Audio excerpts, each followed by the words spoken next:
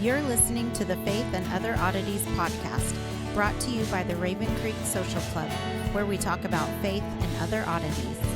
For questions, comments, or to be part of the conversation, join us on Facebook, Twitter, and Instagram, where you can find us at Raven Creek SC. Now for your hosts, Emily Dixon and Nathan Underwood. Hey everyone, welcome back to Faith and Other Oddities, where we are chugging right through the book of 2 Samuel. Is chugging the right word? Chugging like a train, Like slowly climbing up a mountain. Chugging seems to imply, I think, speed. yeah, Yeah, I guess we're plodding. meandering. Meandering, I like that one Sounds better. more relaxed. Yeah. That's basically what we do. Oh, do we ever get that excited or uptight about much of anything? No, yeah. Then that's I don't know if that's a character flaw or I think it's survival.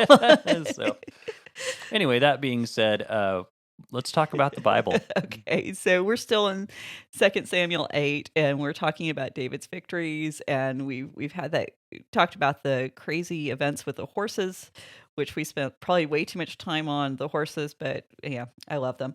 And we're picking up in verse 9, and this is talking about a king of Hamath. His name is Toy, which is an interesting name. And so basically he has he's heard that David's basically kicking everybody's butts, and he decides, hey, I better be a little proactive in my own survival. And so he sends his son to David and to ask about his health and to bless him. And in reality, it's to bring a bribe, because he brings him silver, gold, and bronze. And if you remember... Well, I mean, seriously, wouldn't you? No, it's a smart move. I mean, that's the thing. These people are still people, and they're going to do what it takes to survive. And I think it's really interesting when you realize how human the reactions really are. Mm-hmm. And so if you remember back in Genesis, when Pharaoh asked about Jacob's health, and we did an episode on that, and to ask about somebody's health is an act of respect, and it's an exchange between equals. Mm-hmm. And so Toy respects David, and specifically the reason for that is because he had managed to defeat Hadaezer. Mm-hmm. So this has caught his attention. Now David takes the gifts and he voluntarily puts them under karem, which is that devotion to God, and he's under no obligation to do so. Right. These are personal gifts. They're not spoils of war, so there's no reason for David to have to do this. And we're told that David adds these things to all the tributes that he'd collected from Edom and Moab, the Ammonites, the Philistines, Amalekites, and Hadaezer. And what's interesting about this list is in this chapter, David never fights the Amalekites. He only fought the Amalekites back at Ziklag whenever they took the women and the children. Mm-hmm. And then we do know that he took several things from them. Evidently, he took a lot from them because he actually had distributed a lot of that wealth to the elders in Judah. And we're told that David adds that to these spoils of war. And so David is actively giving up not just what he wins through the office of being a king, but even what he is given, his personal treasury, to the building of the temple, because that's where all of this is going to go. It's to build that temple. And so you see David's devotion. It's not about amassing riches for himself. He's going to make sure that this temple has everything it needs to succeed, even though he's not going to be the one to build it. So finally, David strikes down 18,000 Edomites in the Valley of Salt. This is near the Dead Sea. Yeah. And which, totally makes sense. And again, we're told that God is giving victory to David all around. Now, that's the end of the list of battles and all of David's conquest. But in verses 15 through 18, we have a list of court officials. And this list is repeated in 1 Chronicles 15. And there's a couple of different names, and we believe what's happened is that Chronicles just decides to use a more popular name at that time for the same person. Yeah. We really don't have any reason to think that there's any kind of major discrepancy there. Or maybe this was written like during the early part of that person's official's reign, and then the person who took it over, they just put that person in because this was the office that was created, Hmm. Yeah. something of that nature. And we change names and we change titles even today with our own personal circumstance. So how we refer to somebody at one time of their life or one portion of their life might be different than how we refer to them in a different portion of their life based on the relationship we have with them. So now the big difference within these two accounts between Samuel and Chronicles is Samuel says David's sons were priests. In Chronicles, it says David's sons were the chief officials in service to the king. Hmm. So definite change there, and we're going to talk about that. Now, in Samuel, the Hebrew, if you know Hebrew, one of the words that you're going to know right off the bat is Cohen. Cohen means priest. Right. Not just from "Oh brother, where art thou?" Or Leonard Cohen. Yeah, exactly. So it means priest, and the word is Kohanim. So it's not ambiguous at all within Samuel what the writer of Samuel means. That Hmm. it's right there. The word in Chronicles is Haroshanim, which is the heads or the first one. And when we say heads in Hebrew, we're talking about the source, like the headwaters of a river. Hmm. So they're saying, these are the guys who they're high up, they're the officials, all authority flows from them. Right. But because Chronicles was written with the separation between the priesthood and the monarchy really in place and firmly established within the minds of the people, they have a problem with this because David's sons are not Levites. They're from the tribe of Judah. Right. Now, the other thing to keep in mind is when we're looking at Chronicles, we're looking at a time when some of the older traditions may not have been remembered. Hmm. When it happens. There are certain things that people preserve and hang on to, and they're really good about maintaining those details. Other things, not so much. And so, what I think is that the chronicler is reflecting the sensibilities of his time, Okay. and he does this by not contradicting Samuel, but by kind of obscuring what Samuel says. He Right. kind of broadens the language so it's more open to the interpretation of the reader and doesn't have that fine point on it that the writer of Samuel includes. Now, we talked about this before, so I don't want to go into a lot of detail in this episode, but when a king conquers a city, they're able to take on the same roles as the king that they had conquered. Right. In Jerusalem, the king was both the king of the city and he was also the priest to the Most High. This goes back to the days of Melchizedek. Sure. And so David had a right within the ancient Near Eastern culture to take on that role of priesthood. And so, as the king who has now taken on this role of priest and king, just like Melchizedek, those rights and responsibilities are passed on to his sons. Right. And we talked about the psalm that confirms that view. So this is troubling for people who want to just read what's in the Torah to explain this. Hmm. It becomes less of a problem when you include the Psalms as commentary on the Torah and on David's life, and we allow Scripture to interpret Scripture. Right. And The Torah or the history? well, the Torah, as far as the Levites being the only ones allowed to okay. be, I got you. yeah, because under the Torah, those are the only ones who can be priests. Now, what we don't know is exactly how David's sons would have functioned, because within even the Levitical tribes, only certain branches were allowed to do certain jobs. So we Mhm. don't know if they were allowed to go into the Holy of Holies. We don't know if they were allowed to minister before the ark. Right. We don't know. It would be interesting to know exactly how this played out, but until we make some kind of great archaeological discovery, Yeah, we just have to go with what we got. it's all speculation. So now, moving ahead, this is where we're going to start to see Samuel and Chronicles part ways.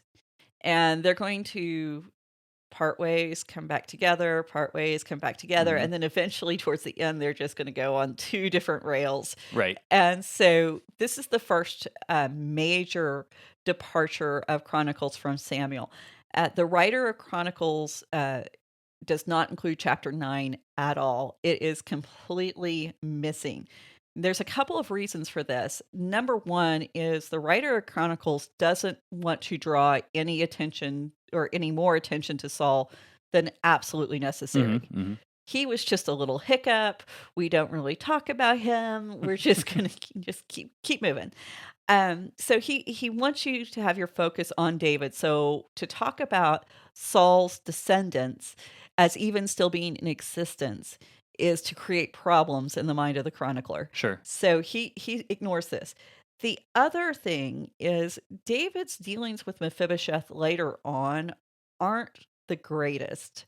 And so they kind of present David in a bad light. Okay. And so we don't want to include that part of the story. So if you're going to tell the good beginning, you almost have to include this kind of dubious time. Sure. And so let's just ignore the story altogether. And then we don't have to wrestle with David's character. Now, the writer Samuel, he doesn't care. He wants you to wrestle with David's character. Hmm. He's not a huge fan of the monarchy to begin with. So Writer Samuel's not a fan of a lot of things. no, he's not. He really he wants to expose all the reasons why Israel had to go into the exile and why their own behavior was the cause of all the hard times in their Hmm. history. Yeah.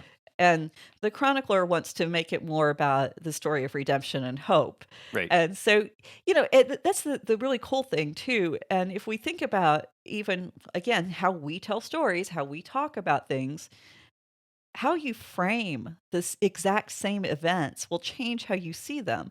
And Hmm. you don't have to change the events you're talking about. Yeah. You could be very faithful to the order of events and what happened, but still change their meanings. Yeah.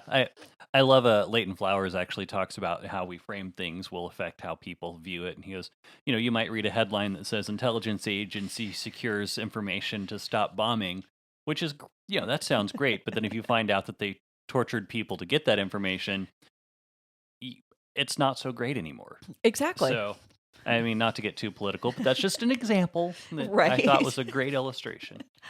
Well, and this is what the writers of the Bible often do. They often say, hey, you need to consider this from this angle. And okay, don't forget this angle. And both things can be true. Mhm. It just, it doesn't negate the totality of the event or the impact of the event Right. to focus on one aspect. Now, there is some debate on the order. Some people think that chapter 9 is not supposed to be here. That was actually after chapter 21, because in chapter 21, if we read forward, this is when all of Saul's family has been slaughtered. And so it kind of makes sense of verse 1 in chapter 9, which says, is there still anyone left in the house of Saul? Right. So, David's kind of, is anybody still alive? David may not legitimately know what's going on. And there's several reasons. So the thing is, whether or not it's after 21 or this is the proper placement really is beside the point. The writer Samuel isn't really concerned with the order of events, because we're going to see like all of those battles we just went over in the last episode. Mhm. When they're revisited, he's going to pick them up again, and you're going to realize, oh, they didn't all happen before these battles. Before this event with Mephibosheth, we actually have them happening in the future. Mm. So the writer Samuel has structured this book to make points, not necessarily to give you a cohesive record of historical events or, this nice little tidy timeline. Yeah. Yeah. And- Well, and that's really the point of the whole Bible. It's to make theological points. It's not to give us an exact history book, a modern retelling of how every single thing happened. Well, and even, history, what we think of as history was something that is pretty much, it's a invention later on. It's a pretty new thing in the grand scope of things. Yeah, and so the way we learn it is not how the Bible's using it, because nobody did at this time. It's just not something that was done. Right. So, reasons why David may not know if there's anyone alive. Uh, First of all, there's been a lot of stuff going on in his life. He Yeah. could have just lost track. Saul's family may have gone into hiding after Ishbosheth was killed. And Which would be reasonable. it makes total sense. We know that the nanny has picked up Mephibosheth. We learned this before. Hmm. She's run off with him. And so he's been in hiding for a very long time, even before Ishbosheth became king.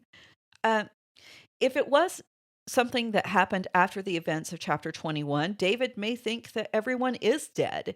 So there's lots of reasons, lots of speculation, but the point of the verse is actually the last part of David's question, which is that I may show him kindness for Jonathan's sake. David is remembering his vow to Jonathan, and he's ready to act on it. Now, the key word in that last little part of the question is chesed, which the ESV translates as kindness. Mhm. Now, I recently invested in a brand new tool that I am like in love with, and it's Robert Alter's translation of the Old Testament. Uh, so good. I'll talk some more about that at some point, but Alter translates this as keeping faith with. So he Right. wants to keep faith with Jonathan's descendants. This word hesed is repeated 3 times and sets up the story in chapter 10. And so the writer's being very artful here. It's really a great story in how it plays off the next few chapters. So Bergen says that chesed is the highest virtue in Hebrew society. And like most of David's actions, there's 2 ways to read what follows in this chapter. David, on one hand, he takes this incredible risk by inviting Saul's grandson into his courts to keep this promise to Jonathan. Right. Just having Mephibosheth here is a reminder that David is, quote unquote, not the true heir to the throne. Right. And so he's stirring up possible discontent and trouble for himself. So this could be a very sacrificial act on David's part. Hmm.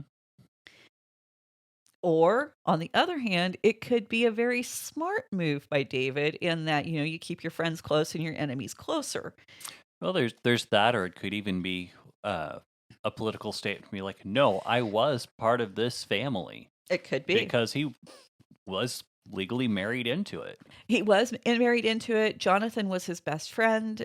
David was basically adopted by Saul. And so there's so much that makes David a rightful heir, but still a contentious one. Sure. And so the thing is with David, and we've talked about this before, how David has this way of doing the right thing. And so often that right thing is the most advantageous thing for him. Hmm. He is a good politician, and we should never forget that.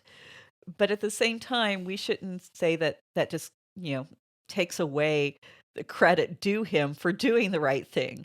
And this is the reason why he is such a hard character to grab hold of, because we want everybody to be either completely altruistic and self-sacrificing Hmm. and wonderful, or, if you're going to be kind of manipulative and self-serving, then we don't want that to be mixed in with any part of our good guys narrative. Right. And so not to have that delineation with David where he's a mix of this, which I think most of us are a mix of that, makes him really hard for us to look at without seeing ourselves. Right. And there's kind of a little bit of an indictment against ourselves when we read his story. Now, verse 2 says, "Now there was a servant in the house of Saul whose name was Ziba. And they called him to David. And the king said to him, 'Are you Ziba?' And he said, 'I am your servant.'" So David's men tracked down one of Saul's servants, and we're going to discover more about his position a little bit later. It's notable that his response to David is to immediately declare allegiance to David. And this is going to come up later on, not within this story, but in a later story about exactly how devoted this guy is. Right. So Verse 3, David repeats the question, is there still someone alive?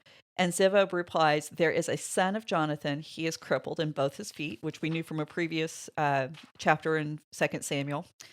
But Ziba's reply serves two purposes. It indicates, number one, Jonathan's son is disqualified from being king. He can't be king. Mhm. You have to be physically fit in order to hold that position. Right. Now, he also indicates that because he's been disqualified, he's not a threat to David. And so basically, there's no reason to kill him. And Ziva could be acting in a very proactive way and offering this defense of Jonathan's son even before he's asked. Mhm. Or he could be offering a defense for himself about why he had even taken any interest in in Mephibosheth and knew where he was. And he might be saying, hey, what I've been doing, keeping track of him and knowing where he is not any indication that I've betrayed you because this guy can't be king. I'm still honoring you as a king. Mhm. And, and I think we need to appreciate the conflict that is just, it has to fill the kingdom with David's rise to power. Traditional rules of conduct would dictate that the former king and all of his family be killed when a new king takes over, and often publicly and often very brutally. Right. And David, despite all of this violence that he is willing to carry out, troubling violence that he's willing to carry out, like we saw in the last chapter against his enemies, he never once condones any kind of violence against Saul or his sons. Matter of fact, when he gets news of Saul's death and Jonathan's death, his response, even Ishbosheth's death, who, when Ishbosheth grabbed the throne or grabbed the crown when he shouldn't have, David's response to the messengers was to kill the messenger. Mhm. So David is really, he's at odds with what's expected of him. And so for people approaching David to talk about anything to do with Saul, they would have just, it would have brought about so many conflicting Yeah, emotions. it's a kind of a touchy subject, that one, huh? What do I say? Which way do I go? It's what's going to make the king. Which answer would you prefer here? Exactly. And so he had to have been freaking out, standing there in front of David going, am I going to die if I say the wrong thing? And, the only comfort is in David's words is that he wants to do chesed for Saul's son. But I mean, seriously, do you trust a politician? I mean, Right. And Ziva is, if he's been serving under Saul, he's been one of Saul's servants. Not only does he know David's reputation, he knows what the king of Israel is capable of. I Mhm. mean, David had been Saul's favorite, and how many times had Saul tried to kill him? And so Ziva is very aware of the authority and rights of a king to Mhm. do as he pleases, and had every reason to be afraid. So in verses 4 and 5, David asks where Jonathan's son is. Ziva tells him that he is in the house of Machir, the Amiela, in Lodabar. Amiel, I think is how we need to pronounce it. I've slept since I wrote my notes. Fair enough. David sends for Mephibosheth, and this is the first mention we have of Machir. He's going to show up again in chapter 17, and he's going to be one of David's staunch supporters during the rebellion of Absalom. Now, Lodabar means pastureless or barren. Possibly it's a derivation of flame or fire, of parched. Okay. Now, there is a little bit of play on words because Lodabar can actually mean, too, no word, that there's no sustaining word in the land. And Davar is, Okay. so lo being not, Davar being word, Okay. which is actually the root of the name of Deborah, the prophetess who gives the words. So Okay. in Hebrew, it's really fun when you have these similar words because oftentimes the writer will use them so that you don't just see one image. You have multiple ideas captured. Yes, you may have a right and correct translation that's more accurate than the other, but you also have these underlying aspects that are being stirred in your mind Mhm. if you know the language. Yep. Well, that makes sense. I mean, I don't know it. I don't know many examples of that right off, but I know that that's what I've heard anyway. Not being a Hebrew speaker. I was trying to think of an English example. We don't really have a whole lot, I don't think, not in the same way. And a lot of that is just a consequence of the fact that Hebrew is a very small language. Right. We're looking at 4 to 6,000 words, depending on who's counting and where we're dividing the words. We're talking ancient Hebrew. Ancient Hebrew, yes. Now, if we want to talk about English, we're last time I checked, it was well over 100,000 words, and it's growing every day. Yeah. So, well, we keep stealing them from other languages. We like to do that. We have to come up with new words for new technology. Right. I mean, so like iPad, Google, internet, Mhm. online, all of these are new words that Yep. have been added in my lifetime. So Yeah, no, I get it. It is pretty interesting. But yeah, so when you consider all of that, I mean, you just see how the language has changed. But the thing is, we don't know where Lodabar is located. We have some suggestions, lots of different suggestions. And usually, when you have lots of different suggestions, it means no one really knows. Someone might have an idea, but that's as good as it gets. So I'm not even going to go into where it may have been because. but you said there's no word. So curious, is it possible it's like in an undisclosed city? Could that be a possible translation? It would be a stretch. Okay. It would be a stretch, but at the same time, when I think of no word, of course, my mind automatically goes to John, which is Logos, yeah. Uh-huh.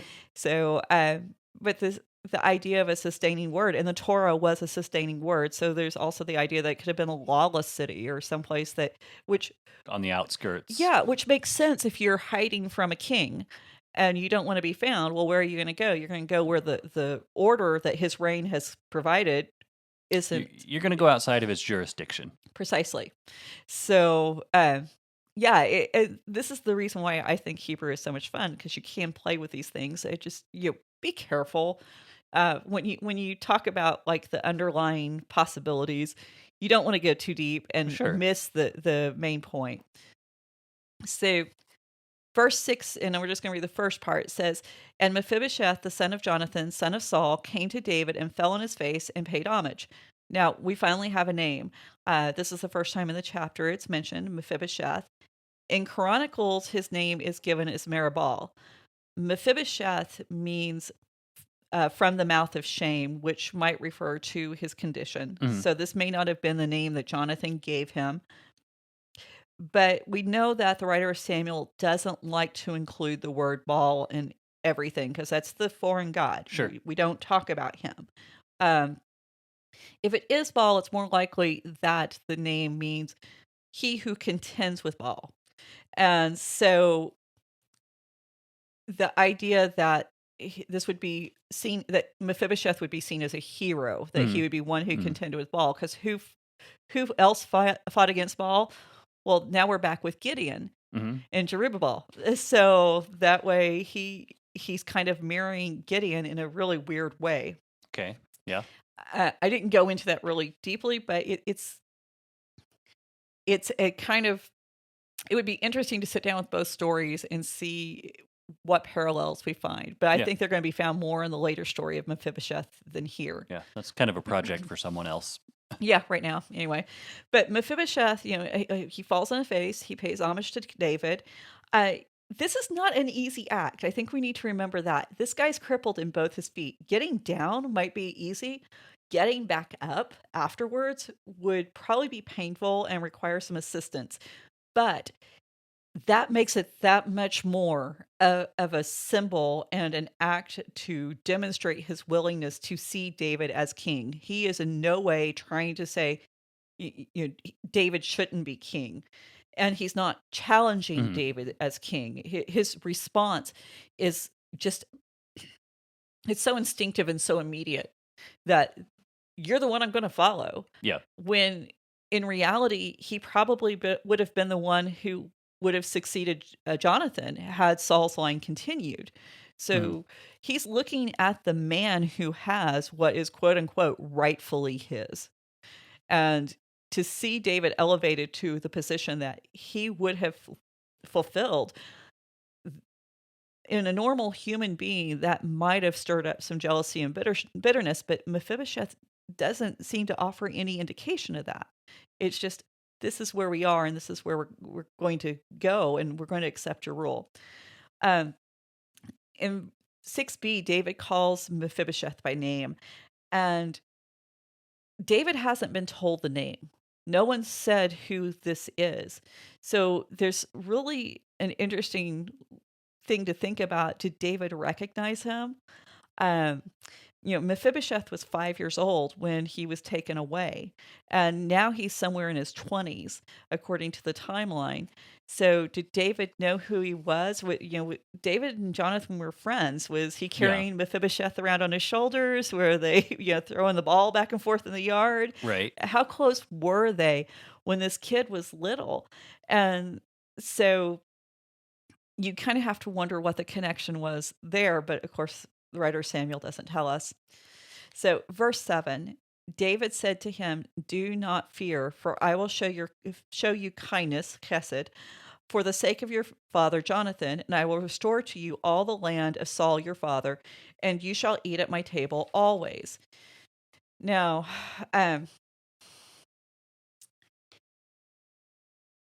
what's interesting about this is, until we get to Gideon in the book of Judges, we always find this phrase, "do not fear, do not be afraid," in connection with God. And almost always it is dealing with the promise of land and the Mhm. blessing through land. Now, when we get to Gideon, that kind of changes, but that makes sense, because before Gideon, when we have God or one of his angels showing up, we're talking about a time when Israel doesn't have land.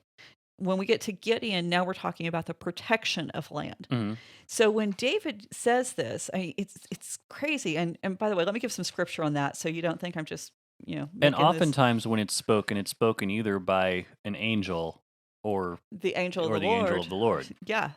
So Genesis 15:1, when God's talking to Abraham with he's talking specifically about the promise of Canaan, that do not fear, do not be afraid. Genesis 21, when God's talking to actually Hagar about Ishmael, and God's going to make Ishmael a great nation. So that's interesting that we have the same words. Genesis 26:24, this is God talking to Isaac, and again, I'm going to make you a great nation. To make someone a great nation includes within that the promise of, I'm going to give you land where you can become that nation. Numbers 21:34, this is Moses when they're fighting King Og, and it's again repeated in Deuteronomy 3:2. Do not be afraid, I'm going to give you his land specifically. Joshua 8:1, do not be afraid, I've given you the lands of Ai. Mhm. So we have this over and over again. So when we hear David say it, do not be afraid, I will give you land, you will eat at my table. Mhm. We're hearing echoes of God's language, and potentially, particularly when we're talking about David speaking in relationship to a covenant. What are all of those passages that I just went through? This is God saying, this is the covenant I've made with you as Israel. Now, David's saying, this is the covenant I made with your father. And since I made this covenant with your father, I'm going to give you land, and I'm going to give you provision, and you should not be afraid. So this is also one of those kind of conflicting David moments when you think about what's going on here. David very well could just be speaking as the human representative of God to Israel. And so it's wholly appropriate from that perspective for David to echo God's language, to actually have God's words coming out of his mouth as if he is a God doing this, Mhm. or it's completely overstepping his bounds. And David is beginning to behave as if he is God and forgetting his position. But to answer that question, we're going to have to get into chapter 10. So the main thing here is we have this foreshadowing, this question that's being introduced very subtly in the text. The writer isn't going to slap you in the face with it just yet, but he is going to make you answer this question of, how far should David go as the representative of God? Where does David, as king and God's human representative, end and where does God himself begin? And, I think that's really something that people, even in some kind of spiritual leadership position today, wrestle with. I mean, there's a lot of pastors out there who seem to think they can do anything. Why? Because they're speaking on behalf of God, so the rules don't apply to them. And David is very much a person who wrestles with what rules do apply to him. Hmm. So, um, a little side note on that verse too, David refers to both Jonathan and Saul as Mephibosheth's father. Hmm. So this is a really good example of how in the Hebrew, when someone is referred to as father, it's not speaking specifically of the immediate father. Right. It's Could be any of the ancestors or anyone who watched over them or ex- anything like that. yeah. So it's not. We have to be careful when we read that word father. Are we looking at it in context? Sure. So really, kind of a good verse if you want to talk about that to point out that this was an acceptable way to use it. Now, David seems to have taken personal possession of Saul's personal lands when he became king. Right. And this is very common that if you go in, conquer another king, you take over, you get not only their kingdom, and there's the royal treasury and the Mhm. royal lands that belong to the kingdom. Depose king, win prize. Well, yeah, but there's two levels to that prize because you have the national prize, but then you also have all of their personal stuff Sure. belongs to someone different. Now, this is normal too, because the idea that he should return this to Mephibosheth, the idea that David maybe didn't have right or full rights to Saul's personal land. It's it's not unheard of. Matter of fact, in the Odyssey, Odysseus' son, he says, "Hey, I've got no claim to the throne of Ithaca. Yeah, somebody else beat my Mhm. dad. I'm out." But he maintains that he still has rights to everything that his father owned personally. Okay. So, we're talking about the same time frame here. Now, to eat at the table of the kings was an honor reserved for someone who served or blessed the king. So, in other Mhm. words, you do something good for the king, you get invited in. Mephibosheth hasn't done anything good for David. Matter of fact, he doesn't even have the ability to do anything good Right. for David. So this invitation is like excessively generous. And we're actually going to find examples of how this is used later in the book of Kings, but we see that Mephibosheth is a really big exception to the rule. Right. And which is great because our friend Craig Conaway, he's done some work with Mephibosheth, and we're going to have to get him on to talk about Yeah. it Yeah, we need to. because it presents us this beautiful picture of how we're all cripples that God has invited to the table, Hmm. and so David kind of prefigures this in a really really great way if we're reading this positively. Right. If we're reading it negatively, then David is offering Mephibosheth kind of the gilded cage kind of idea of things. I'm going to keep you here so I know what's going on. But verse 8, David pays homage to Mephibosheth again, and he asks, "What is your servant that you should show regard for a dead dog such as I?" So he refers to himself in the lowest terms Hmm. that a Hebrew person can possibly refer to themselves as. Mephibosheth has no illusions about his standing in the society. Hmm. He's a cripple. And when you are talking about a society that is dependent on, continual working of the land, working with the Hmm. animals, food sources are limited, people who are valued for their ability I to mean, yeah. I contribute to mean, that. manual labor is basically a commodity. Yeah, and he can't do this. He can't even fight as a warrior. He can't do anything that contributes to the food or the protection of the kingdom. He really is a no one. And so for him to recognize this, I mean, you have to wonder what kind of mental and emotional shape was Mephibosheth in. Did he, it sounds like he's just completely given up at this point. Mhm. And his family's gone. He's completely alone, and he's existing on the kindness of strangers, very literally, to even survive, Mhm. which all cripples in that society pretty much did. Um, so David takes it further, though. He knows that giving this land that had belonged to Solomon back to Mephibosheth, would come with responsibilities. Mhm. And Mephibosheth can't fulfill those responsibilities. He is physically incapable of it. And so he he says in verse 9, then the king called to Ziba, Saul's servant, and said to him, all that belonged to Saul and all his house I have given to your master's grandson. Verse 10, and you and your sons and your servants shall till the land for him and bring in the produce, that your master's grandson may have bread to eat. But Mephibosheth, your master's grandson, shall always eat at my table. Now Ziba had 15 sons and 20 servants. Now, there's a little bit of confusion in this verse because on one hand, David is saying you're going to take over and you're going to do what he can't. Mhm. And you're going to bring it all in and you're going to make sure that he's taken care of. So we'll kind of start at the beginning. Ziva is referred to as a Na'ar in this verse, which that's usually translated young man, like Okay. a boy All right. or a youth, maybe a teenager. But he can't really be a young man. He's got 15 sons. So unless he's, got 15 wives and had, kids when he was Fair enough. 16, he's not. The math's a little fuzzy. Math's a little fuzzy. However, we know from other verses in different contexts that this word can also be translated as a steward, like a steward of a estate. He's an Okay. overseer. And so the word here also applied to him is servant.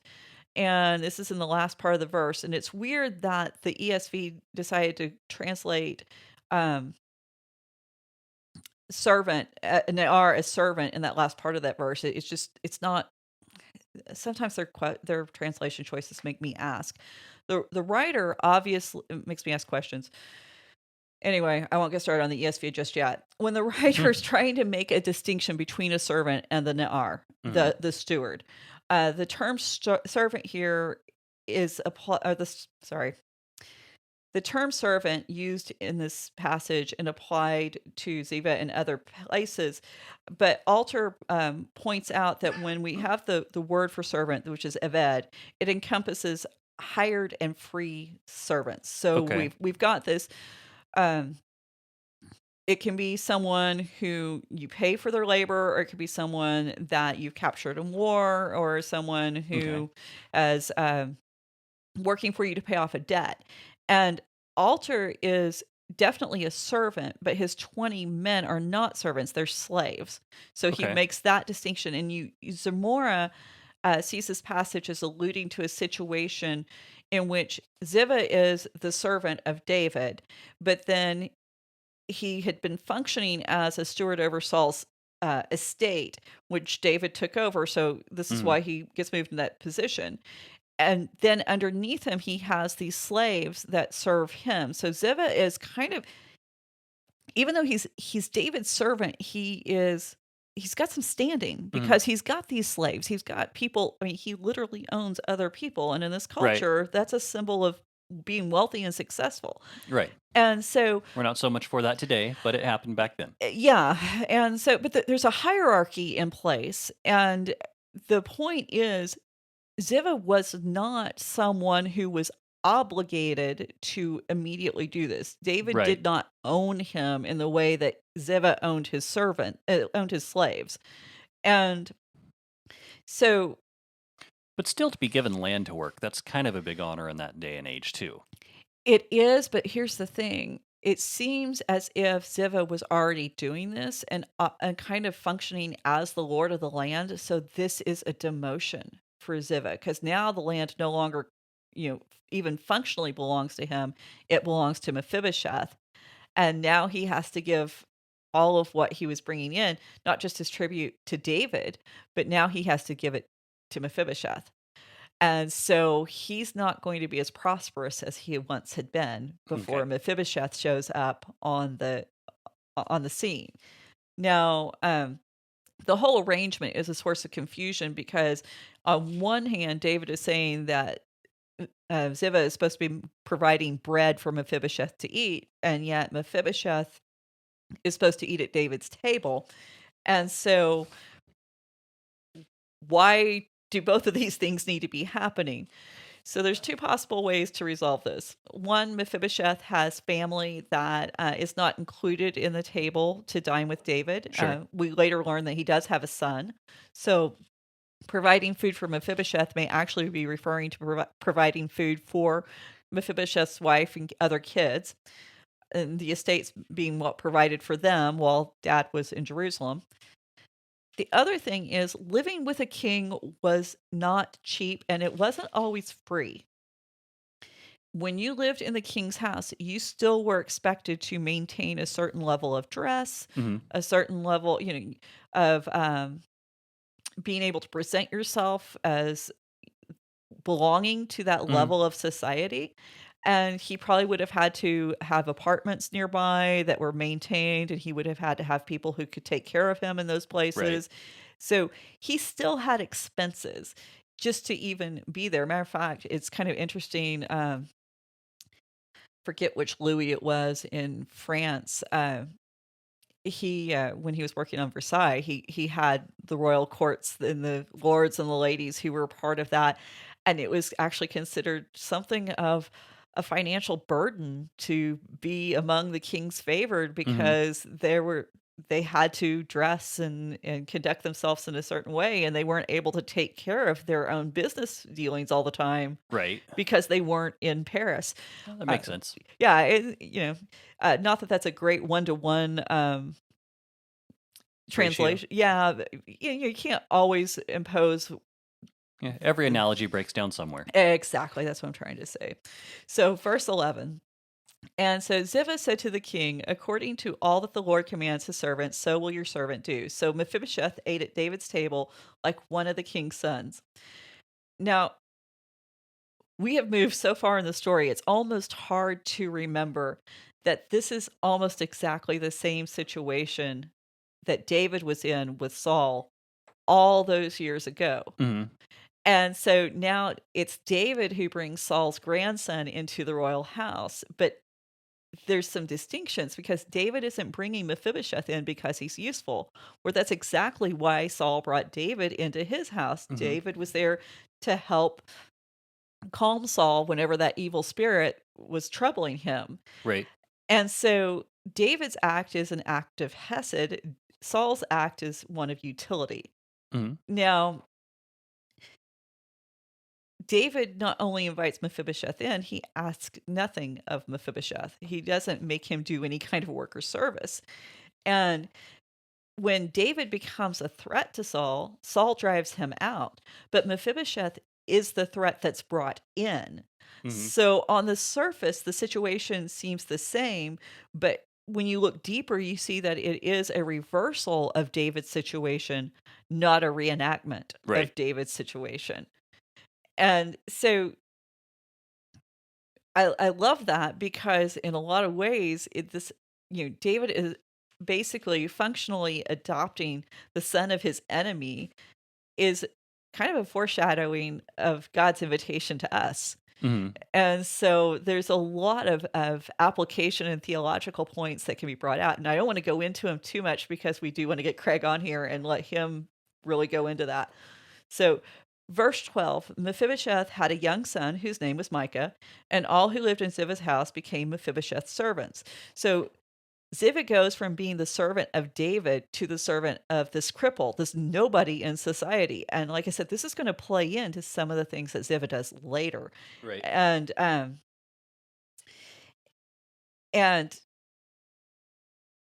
there's also a little hint here too that while Mephibosheth may have been disqualified to be king because of his physical state, Hmm. he had a son who wasn't. So again, this situation is not risk-free from David. Right. So because if Micah could have garnered enough support, he could have actually posed a real threat. Well, it's probably wise of him to not get involved because, as we're about to see, David's own family has enough trouble with that stuff anyway. Oh my goodness. Yes, and that's where we get into some really crazy parts of the Bible in those stories, and I can't wait to get there. So, verse 13. So Mephibosheth lived in Jerusalem, for he always ate at the king's table, and now he was lame in both his feet. So we have that affirmation This did happen. He was there. Hmm. David fulfilled his promises, but this doesn't heal him. He still has difficulties that he's going to have to deal with throughout the rest of his life. Right. And you know, this really provides a great contrast too, because just a couple of chapters back, we have David, the king, who leaps and dances before the ark of the Lord. And then the we bring in the lame and crippled son of Saul. So Hmm. you see how David's monarchy, there's kind of this foreshadowing there, where David's monarchy is one that's going to leap and dance into the future, where Saul's has been relegated to being a servant of the king and unable to dance. Hmm. And it's a great contrast. But we also are looking ahead to chapter 10, because David's act of chesed to Mephibosheth is going to provide the contrast for the chesed that he tries to extend to the Ammonite king. And this is the reason why more the reason why people believe chapters 9 and 10 were put together, and that it was done very intentionally, because you're supposed to compare and contrast chapters 9 and 10 Hmm. to see how, on one hand, David is extending chesed to the grandson of Saul, Hmm. and then the idea of extending chesed to the Ammonites. Okay. Well, the Ammonites, they're not part of God's covenant community. And so by putting the two of them together, the question presented in chapter 10 is, again, what we were talking about earlier, is whether or not David has overstepped his bounds. Should David have extended kindness or chesed to an enemy of God? Hmm. And so we're starting to get these little fracture points within David himself, that one or two of these things are kind of cause for a raised eyebrow. But when you start to put them together, you begin to see why chapter 11, which is where we get into the David and Bathsheba story, why it could happen. Hmm. This wasn't just David woke up one afternoon, I started to say one morning, but one afternoon, and makes this horrible mistake. We're starting to see how David's perspective of himself and his role in this situation has begun to shift. Sure. He's no longer the grateful, kid on the run trying to survive, this Saul who's trying to kill him. He's now, he's been elevated. And how does that impact how he views himself, and what his rights are as king, and how far can he go as king, and which rules apply and which don't? Hmm. And so the story is presented with this background information that allows us to look deeper into David, but it never really, we don't get all of our questions answered, Right. which is very typical of the writer of Samuel, because he doesn't include things that he doesn't think are important. And when we move into chapter 10, we really see how the why of the story is not that important to him. What is important to him, just like everything else, is that it happens, and that chapter 10, in a conjunction with 9, shows you the limits of David's authority. Hmm. And chapter 10 actually gives you a context for how to interpret Mephibosheth's story. And it gives you the backdrop for David and Bathsheba. So you've got to have chapter 9 through 10 in order to get you to chapter 11 to make sense of what happens there. So, it's when, again, I know we've talked about it so often, that when you follow the story and you have the continuity, Yeah. i- Instead of reading it like a bunch of isolated episodes of people that might as well not even have ever met, when they're yeah, that actually the same people. exactly. And you begin to see that there's a depth and a thoughtfulness about the biblical text that we don't often appreciate. Hmm. And Very true. so I want to look at, we've got a little bit of time here. We're going to jump into chapter 10 just a little bit, because we want to uh, make these connections while they're still fresh in people's mind. So verse 1 says, "After this, the king of the Ammonites died, and Hanun his son reigned in his place. Verse 2a. And David said, I will deal loyally with Hanun, the son of Nachash, as his father dealt loyally with me. Now, this is the last real dealings we had with the Ammonites was in 1 Samuel 11, and that was when the Ammonites, led by Nachash, attacked Jabesh for the purpose of bringing disgrace to Israel, and specifically Israel under their new king Saul. And when Saul heard, this is the incident where he killed the oxen, he cut up the pieces of the oxen and sent them out to the 12 tribes to summon everybody to join him in battle. This is Saul's bright and shining moment in his career as a king. And that was the last time we saw Saul being wonderful, but it's also the last time we saw the Ammonites. But suddenly, or with any significance, there is a little bit of connection later on in Samuel, but we don't have any major battles against them. Now, David wants to show Chesed to the enemy of Israel. Okay. And David says that Nachash had shown him Chesed, and we have no record of any place in Scripture where Nachash may have shown David Chesed, or when it occurred. The most likely scenario is that basically when David was on the run, Nachash may have provided David a place to stay. You know, he could allowed him to be in the Ammonite territories, or he may have even given supplies to David and his men. I mean, there were 600 of them. And he could have even intervened when Saul was chasing David. We just don't know. It really is all speculation. And the room for speculation there leads to some very interesting theories on the relationship between Nachash and David. But we're going to go into those when we get to Psalms 51, because we will be getting into that psalm when we talk about David and Bathsheba. Okay. Now, if you're reading the ESV, you probably aren't seeing that connection of Chesed to Mephibosheth and Chesed to Hanun, because it's one of my pet peeves with the ESV. They were not consistent in their translation. They chose an English word in chapter 9, which is helpful for reading, if you speak English. But go ahead. Sorry. Right. Yeah. Well, what they did was with Mephibosheth, they said he's going to show kindness to Mephibosheth. Okay, that the word there being translated for kindness is chesed. Whenever we get to chapter 10, now David is saying that he's going to show, what's the word? Loyalty. He's dealt with him loyally.